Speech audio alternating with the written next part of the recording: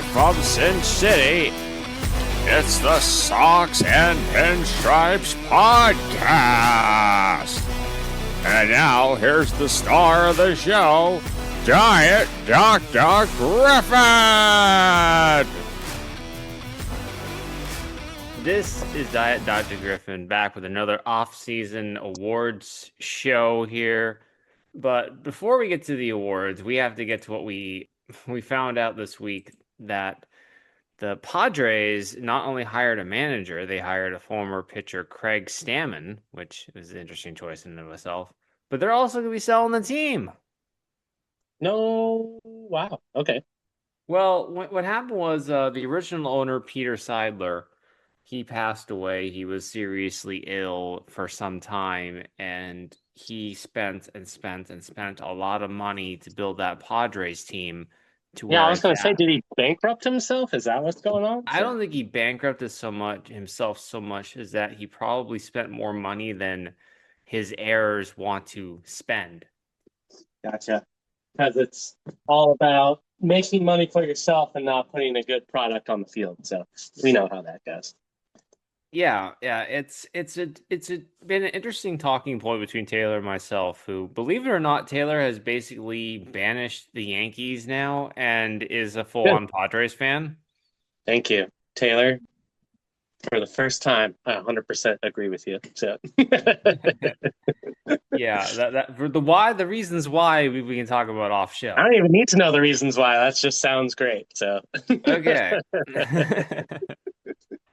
But anyway, the Padres did their little press release for strategic development strategies, which is like the code for putting the team on the market. Right. And the Padres were one of the teams that got victimized in the whole Bally's bankruptcy situation. Really? And they Okay. were supposed to be getting $60 million a year in their RSN, and that went kapoofy. Yeah. Capote. It went Capote. Yeah, kapoopy. And so they lost all of their money basically from that. And I know they're getting some of it back from Padres TV. I was a subscriber to Padres TV, full disclosure, this year. And now you have this unknown situation where I've even heard potential rumblings about them trading Fernando Tatis. Yeah, so I saw that as well. And from what it looked like was that it's not going to happen. And that they're kind of just like, it's a rumor propagated by them to see if anyone's going to throw like a bajillion dollars at him, which I don't think that's going to happen. So, And not a bajillion dollars, but Tatis has already got his contract. He's locked up for years. yeah, that's the reason why a lot of people don't think that he's going to get traded. So, They're going to be slashing their payroll this year, though. I think that's yeah, they're not slashing Tatis from the payroll. Honestly, I would be the most surprised I have been in a very long time in baseball if they move on from Tatis. I wasn't even surprised by the MVP stuff this year. So, well, we'll have to keep an eye on that situation. But multiple teams in the recent years have said they've gone on the market, and some of them haven't sold. Those include the Angels, the Twins, which were the most recent ones, and the Nationals. And the Nationals hadn't been on the market for like 2 years.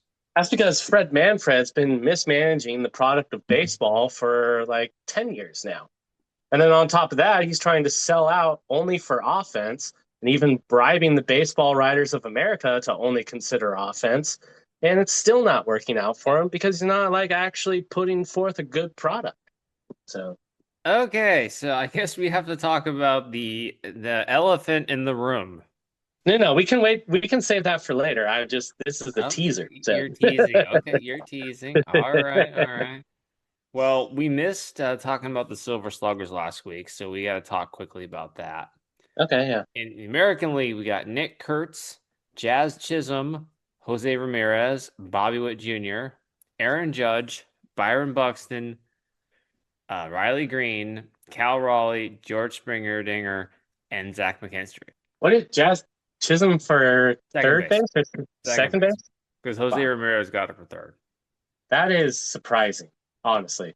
So I'm surprised by Chisholm. I mean, I love the guy. I think he's a great Second ball base player. is a really bad position, dude. Yeah, I I am mean, I don't know how much, surprised that he's the Silver Slugger for second base. So dude. He had like 30-30 this year. I mean, that's yeah, that's pretty good, honestly. That's at actually that position 30-30. Yeah, I don't that's know how really much. good. That's all-star level good. So yeah. I've already been listening to the fantasy podcast for the next season, and second base looks like the worst position out there ever. It's horrible. Yeah, it's a bummer, honestly. Yeah, because we're losing Mookie Betts this year at second base too. That's a big one. Oh, gotcha. That's right. I forgot Okay. he played second. So now for the National League, we got. Well, he was a second baseman originally when he came up, but Yeah, anyway, then he played National right field. League. Yeah. Pete Alonso. We'll have more about him later. Ketel Marte, Manny Machado, Geraldo Perdomo, Corbin Carroll, Juan Soto, Kyle Tucker, Hunter Goodman, Shohei Ohtani, and utility Alec Burleson. Yeah, the last one I have is that the utility guy. Yeah. Yeah, all right. Yeah, I went through the order. So first base, second base, third base, shortstop, Yeah, I got outfield. it. Yeah. Okay. Well, One I through didn't. nine I plus blew through utility. so fast. I didn't tell the audience the orders. So I'm Well, sure the this audience point. should know. We go, yeah. They should know. So. Okay. Rookie of the year in the American League, Nick Kurtz. No shock there. In the National League, Drake Baldwin, the catcher for the Braves, won it, and I think that was a pretty weak class of rookies in the National League this year. Yeah, because that honestly surprises me, but whatever. So He was a good hitter. He was causing problems for fantasy lineups because he was basically like taking all Sean Murphy's playing time. yeah, but the baseball writers of America hate catchers, so it's just surprising to me that they pick and choose. So I was just taking a drink when he said that. All right, manager of the year, Stephen Vogt of the Guardians and Pat okay, Murphy of the Brewers. how many times has Stephen Vogt won Manager of the Year? Well, It's it's like the funny you say third that time now. because this is back-to-back years that both of these managers have been manager of the year. Yeah, it's the dumbest bull crap. Honestly, like I don't even like. That's all I have to say. So. Well, I thought that Schneider should have won for the Toronto Blue Jays this year. Obviously, I mean, are you kidding me? Like, are you seriously kidding me? Does They must have been like the Guardians manager like blow everyone before the announcement comes out? Like, I don't know. I don't see it. So. The only thing I can think He of let is his closer, one of the best closers in baseball, gamble his career away. I mean, like, come on, dude. Like, oh, so he's a really good manager and he doesn't even know like his guys are prop betting money and okay. Anyway, sorry. okay. I was going to say the only thing I can think of is why they went with that was some kind of recency bias. Because at one point that team was 15 games out of the division, they came back and won it. Yeah, but That's the only thing I can think of as to why they must have been impressed with that level of managerial performance. Yeah, but you can say that about the Blue Jays were last in the AL East, which is arguably the hardest division in all of baseball. I'm just playing devil's advocate, okay? Yeah, and I'm playing devil's advocate. So. Oh my god.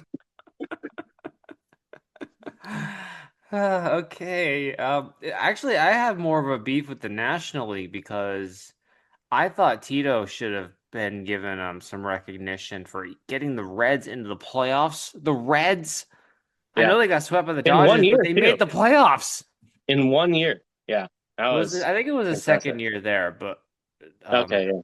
But he got that team to the playoffs with considering how poorly that team is operated. I thought you were going to say Tito was the winner, and now that I know he's not. It should have been Tito. Yeah. Should have been Tito, and Pat Murphy won it again for the Brewers. Who cares about the Brewers? Yeah, I'm just like paper tigers. Yeah, paper tigers. Yeah, yeah. Speaking of tigers, Tarek Skubal won the Cy Young for the second year in a row. Congratulations. That I agree with.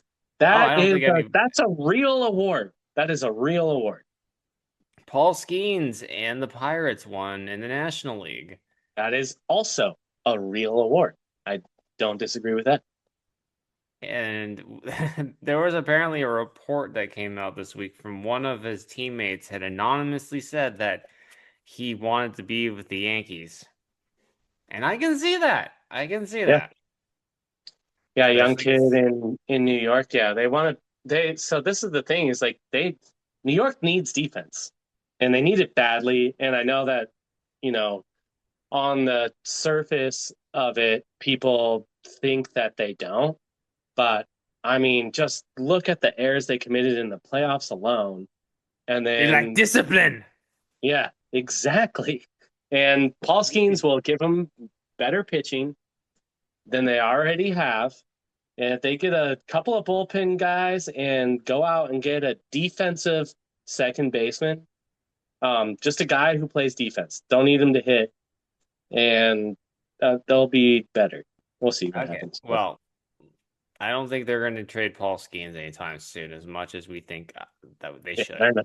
They're not. Yeah. All right. So I didn't realize they got rid of the Rolade sponsorship, but now it's the Rivera Hoffman Reliever of the Year award. Really?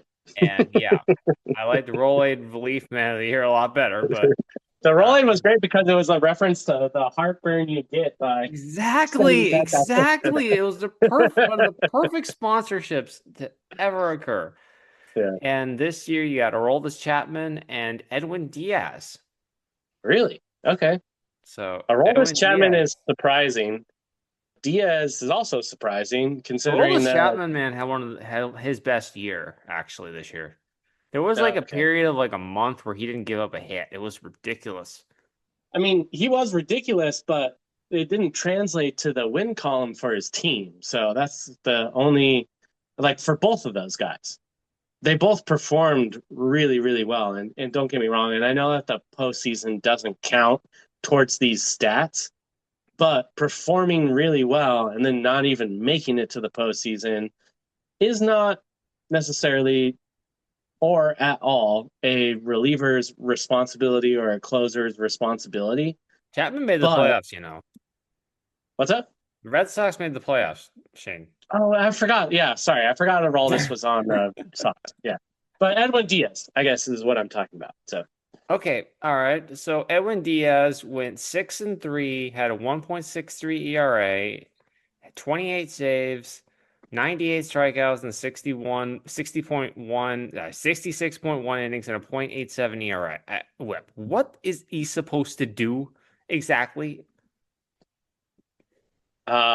His team's supposed to win games when he comes into close. So well, I think they won more. If they had more winning games, he probably would have more saves. Yeah, I mean that's true. It's tough, honestly. But with Aroldis Chapman, let's just take him for example.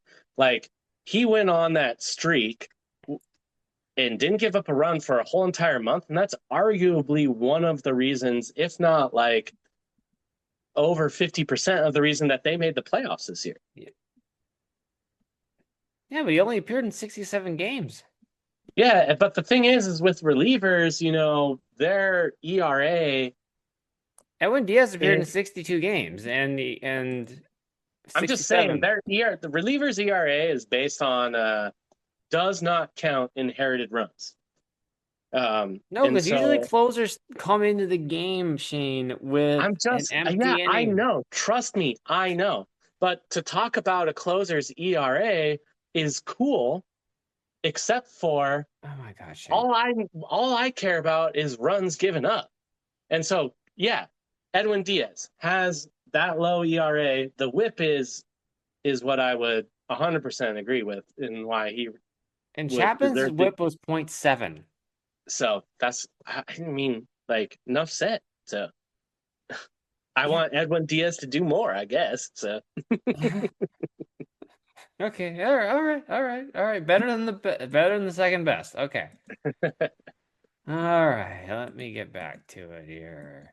Yeah, I don't want to talk about closers ERA means nothing to me because they'll give up runs that don't count against them, and they shouldn't. Okay, Don't get me okay. wrong, they shouldn't.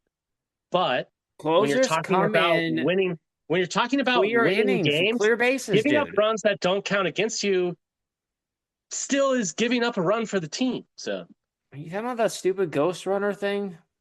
yeah, Because the ghost, I, there's a reason. I There's a hate the reason Ghost that Runner. I've always hated the Ghost Runner. I I know. I enjoy don't like the watching ghost runner 18 either. innings of baseball, but whatever. So I'm not in the Okay, all majority on right, this. I've given up about it. So okay. Let's come back to the show here with the comeback player of the year, Jacob DeGrom of the Rangers and Ronald Acuna Jr.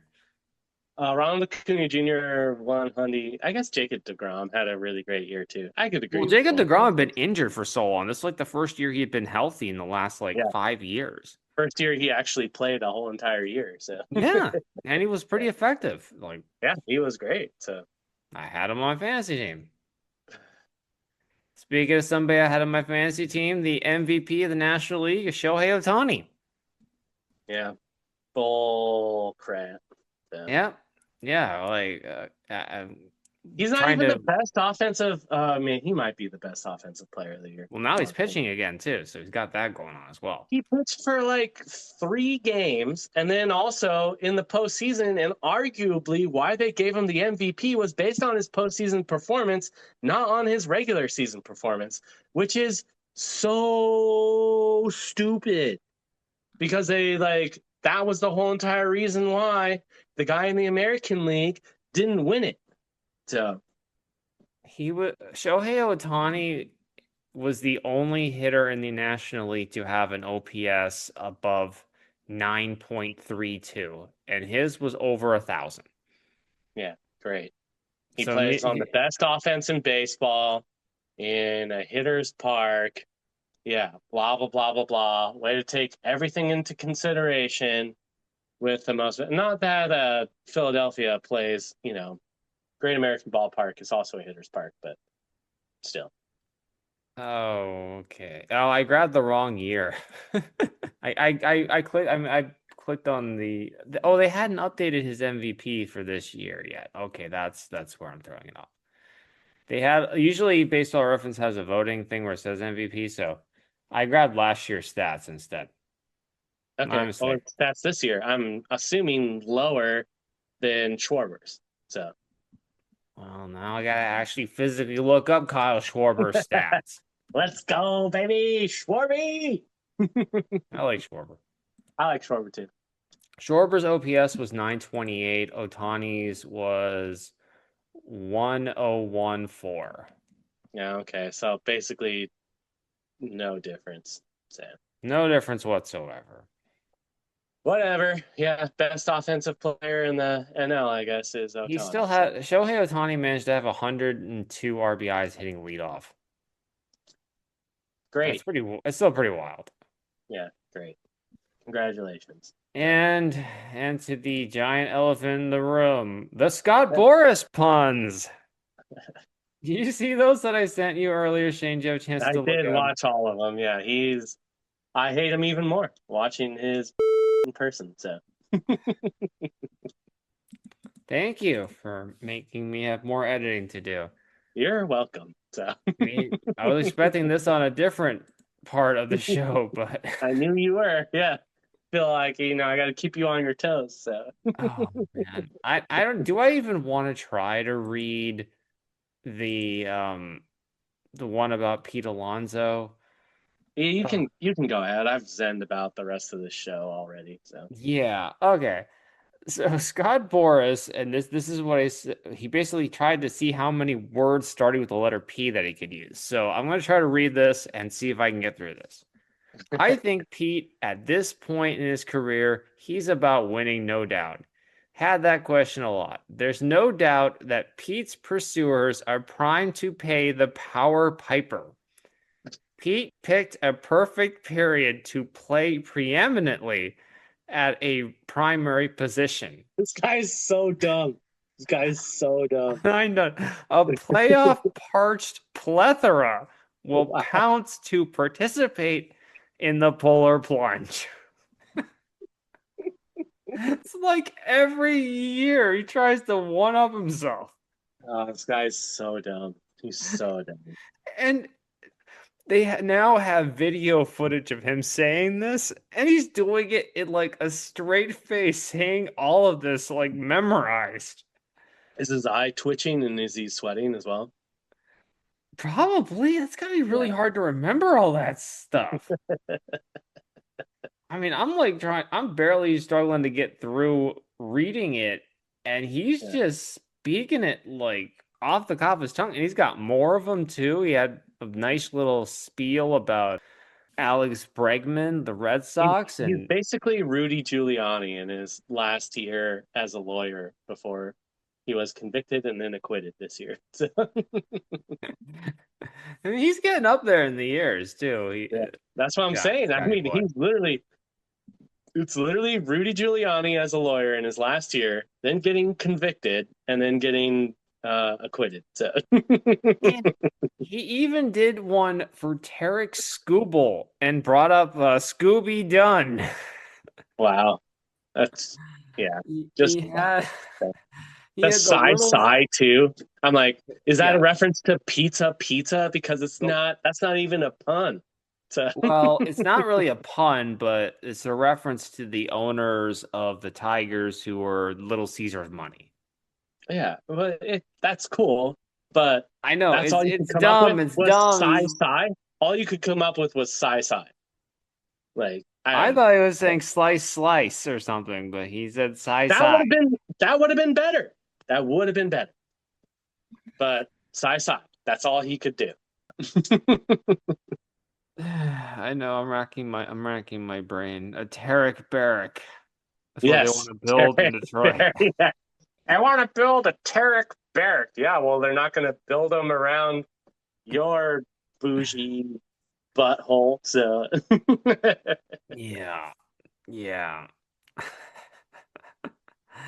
But that was a lot of fun. You should Google some of those if you have time because they're just a hoot to listen to.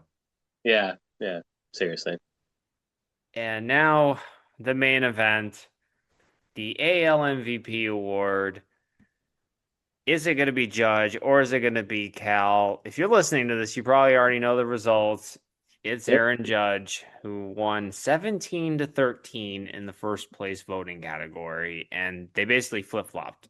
So yeah. everybody got the first or second place votes. Congratulations, baseball. Just another stupid. I mean, you just honestly, for those of us who actually watch baseball and care about baseball, you just ruin the MVP for everyone on the National League and the American League. So great.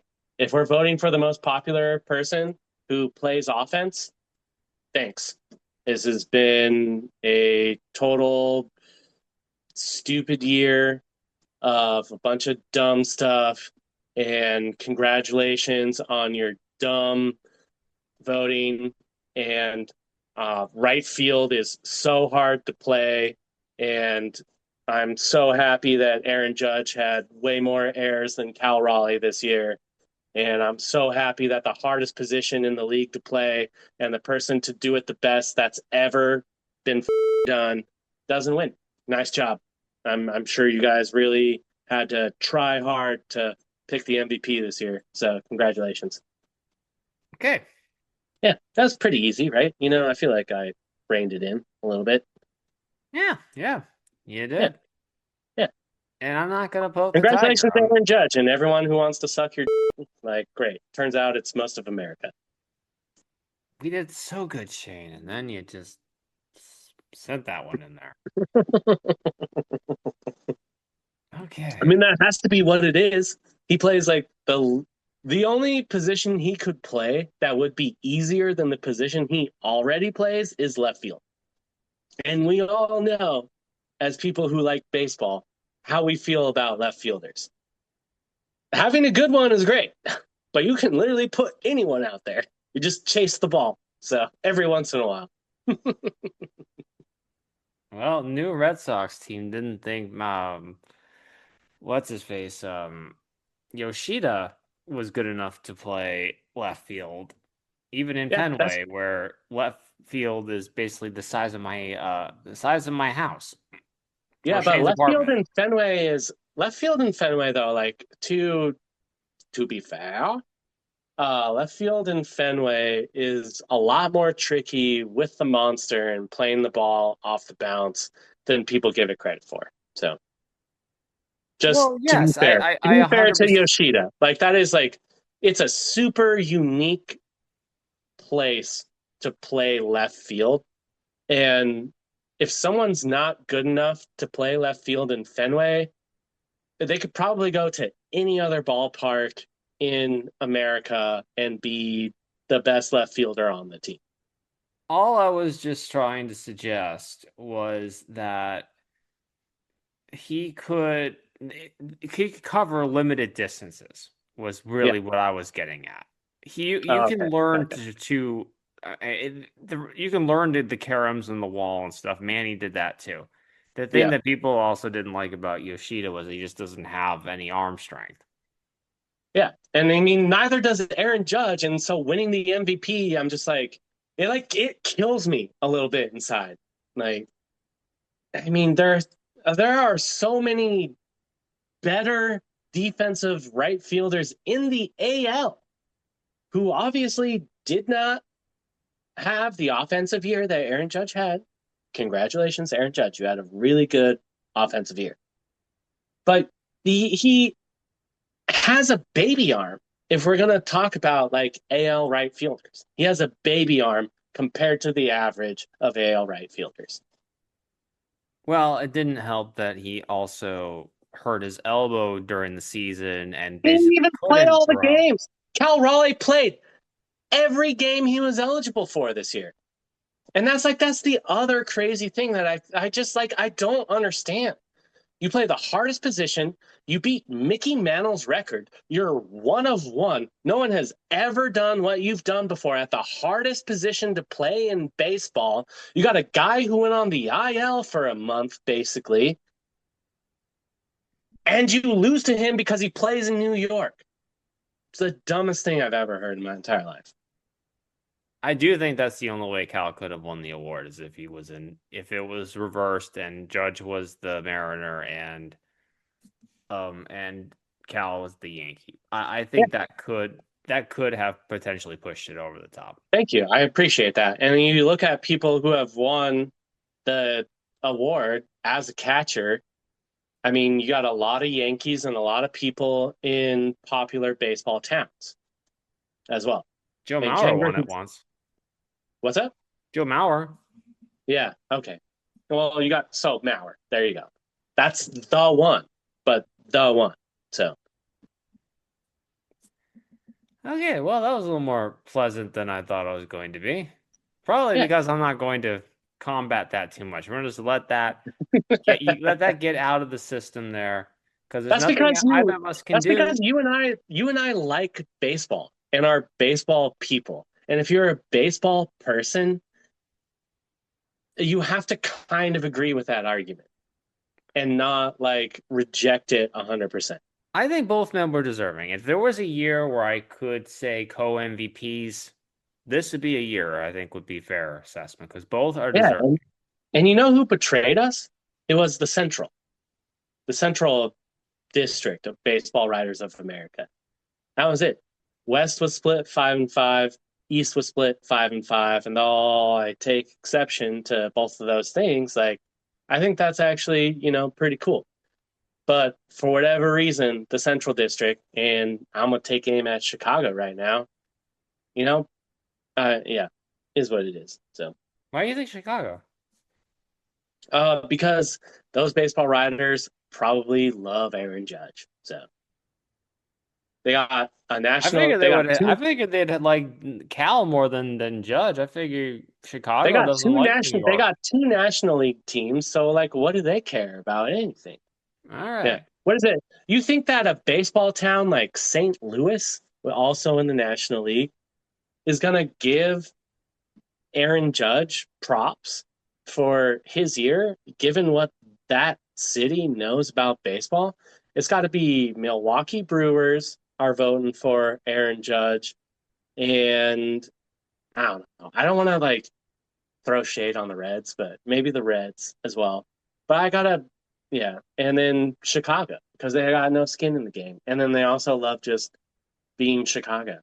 Well, I mean, the second city maybe thinks that that second city means inferior, Yeah, and it's not. yeah, But a they hundred might have percent that agree. chip on their shoulder, thinking that they're Yeah, second to New York. yeah. The So reason that they call Chicago the second city is because the first one burned down and they built another amazing one on top of it. I mean, you could say that for New York. You could say that for Chicago. You could say that for San Francisco.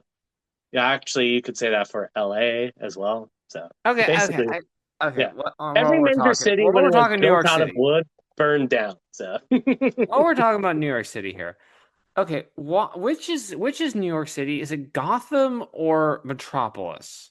Have we had this conversation before, or am I just like losing my mind? mm, I don't think we did. What do you mean by Gotham? Okay, so like, is Gotham City in DC Comics is like Yes, Gotham and Metropolis are like the two cities, but everybody says they're like both New York, and I don't know. Gotham's definitely New York, you know, and it's like Gotham's New York. Metropolis is Chicago. That's I how I always thought feel about Metropolis was New York. I it. always thought I feel like Metropolis was like Metropolis the is place. Chicago. Really? You thought it was Chicago? I never ever thought that Metropolis was Chicago. I always thought Metropolis was New York, like the Yeah, it Metropolis is city. Superman. He's a small town kid. Uh, Illinois is much more rural than New York is. Other Wow, than actually that makes a whole lot of sense because he's Smallville, so Smallville is probably somewhere in Middle America, and Metropolis is probably the closest big city to Smallville. that's how I've always felt about it. That Obviously, a makes a lot of lot of people disagree sense. with me, but yeah, That makes a lot of sense. I never thought about it that way. yeah. And Gotham, 100% is New York. Yeah, And yeah, it makes Smallville is sense. 100%. Yeah. They can be so far away from each other and two distinctly. That makes a lot of sense.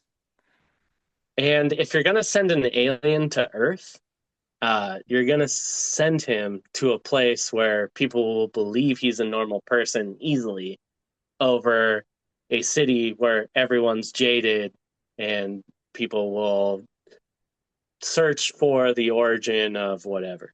Yeah. And do I have to search for a baseball statistic from you this week, Shane? Oh, man. I mean, no, because I actually did come up with one, but I wanted to protest and not come up with one and be like, blah, blah, blah, blah, blah. But the hardest positions in baseball, from most to least difficult, are typically considered to be catcher, number one, pitcher, number two, shortstop, number three, center fielder, number four, third baseman, number five, second baseman, number six, right fielder, number seven, left fielder, number eight, and first baseman, number nine. Although I disagree with the first baseman being the easiest. I understand why it is traditionally ranked that because normally you don't see a skilled player at that position, but when you have a skilled player at that position and where they lean and how they dig out the ball, I think it at least puts them ahead of left field. But those are the rankings. So I don't know, man. They always play David Ortiz and Tony Gwynn at first base. that's what I'm saying is so like you can put a bad player at first base and win ball games. Okay, But I got one for you. I when you think have good players who play first base, it is beautiful to watch, and I think a much harder position than people give it credit for. So I'm gonna say right field harder than second base. yeah, I'm gonna disagree with you on that. So I think now you can disagree with it because of the shift being gone. But back when the shift was in play, you could plug a first baseman at second base well, because of but all even the when the shift was in play, the shift doesn't always work, right? And it doesn't so always work, but you're more likely in position at second base because you have the extra fielder there. So more you can likely in position, but when you're not in position, a good second baseman and a bad second baseman becomes very apparent. Well, And you can always just put that bad second baseman at first base. So I'm throwing the devil's advocate out there. Devil's advocate dog is yeah, back. Devil's Advocate dog disagrees. So bark back. That's what I That gotta is say so about that. bad that we're gonna have to keep using that. Probably. And on that note, we'll just see you guys next week. Hopefully, with a little more civility. Yeah, well, there'll be no more voting for stuff, so it should be good. I think. Yeah. All right. See you guys. Bye now.